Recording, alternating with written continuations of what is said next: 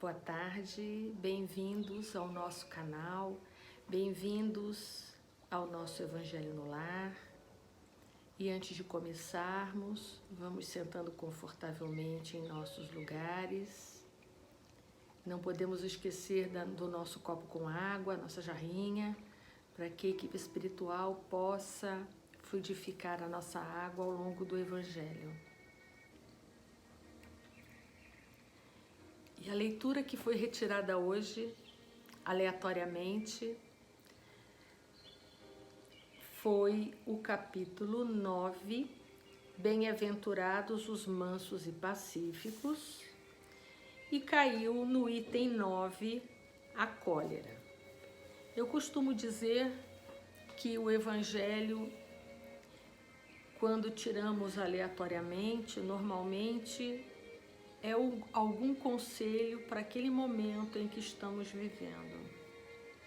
E o que podemos perceber depois de tantos dias com a reclusão, o afastamento social, as pessoas, ao invés de estarem firmes na sua fé, muitas resolveram se encolerizar. Dene, o que é isso? As pessoas começaram a ficar com raiva. Raiva de tudo e raiva de todos. As pessoas não se conformam, estão inconformadas, estão revoltadas.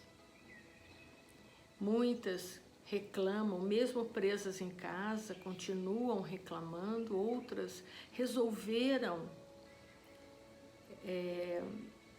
arriscar e saírem às ruas, mesmo não fazendo trabalhos essenciais que tanto a sociedade precisa.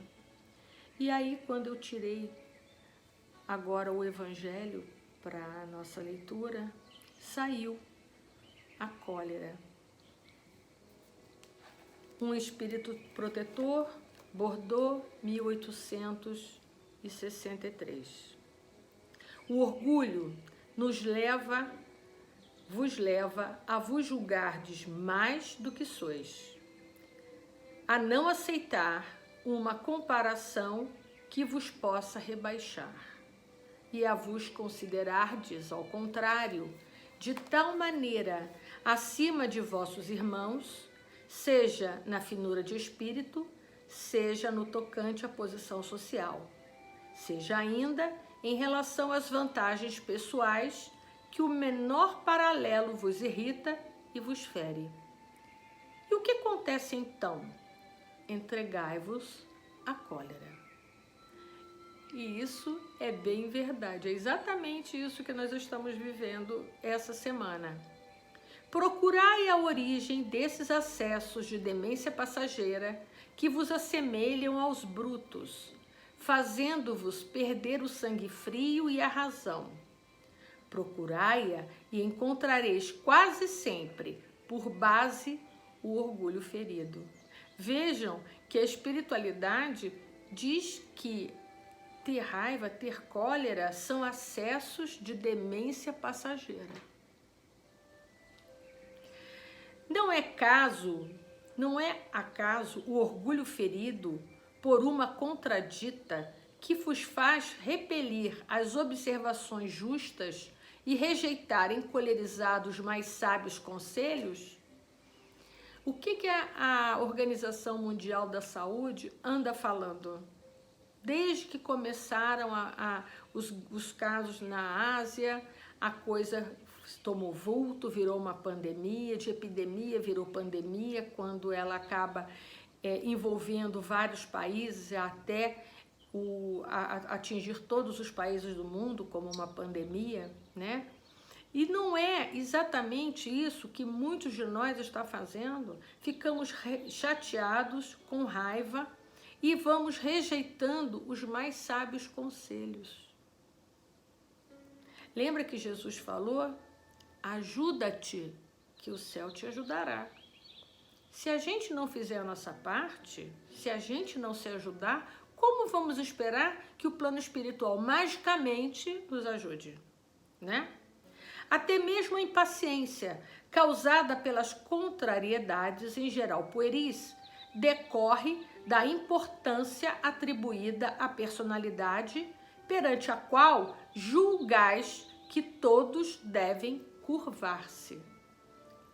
Muitos de nós não fazemos exatamente isso. Nós nos achamos melhores do que os outros e achamos que todos devem se curvar aos nossos desejos. No seu frenesi, o homem colérico se volta contra tudo, à própria natureza bruta, aos objetos inanimados que despedaça por não o obedecerem. Se nesses momentos ele pudesse ver-se a sangue frio, teria horror de si mesmo, ou se reconheceria ridículo. Que julgue por isso a impressão que deve causar aos outros. Ao menos pelo respeito a si mesmo, deveria esforçar-se, pois, para vencer essa tendência que o torna digno de piedade. Se pudesse pensar que a cólera nada resolve, que lhe altera a saúde, viu? Uma mensagem de 1863. Olha como ela é tão atual, né?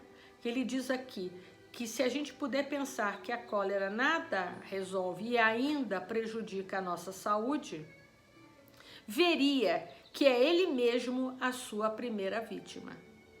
Mas ainda, há outra consideração que o deveria deter: o pensamento de que torna infelizes todos os que cercam.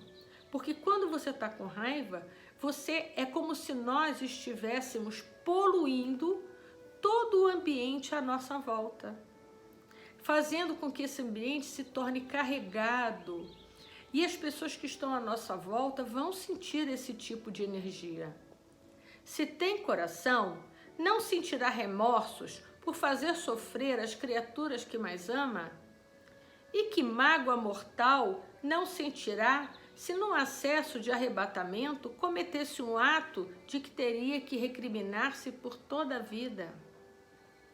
Muitas vezes é isso que acontece quando ligamos a televisão e vemos às vezes que um homicídio foi cometido exatamente por um ato de cólera.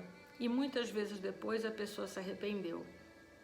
Em suma, a cólera não exclui certas qualidades do coração, mas impede que se faça muito bem e pode levar a fazer-se muito mal. Isso deve ser suficiente para incitar os esforços para dominá-la. Quer dizer, isso deveria ser suficiente para nos motivar a dominar essa tendência da cólera. O espírito, aliás, é incitado por outro motivo, o de que ela é contrária à caridade e à humildade cristãs.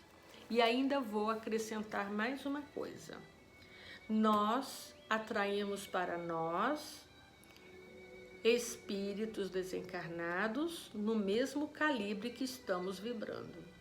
Então, se estamos com raiva, se estamos com cólera, muitas vezes atraímos para perto de nós muitas criaturas que estejam vibrando nesse mesmo diapasão, nessa mesma sintonia.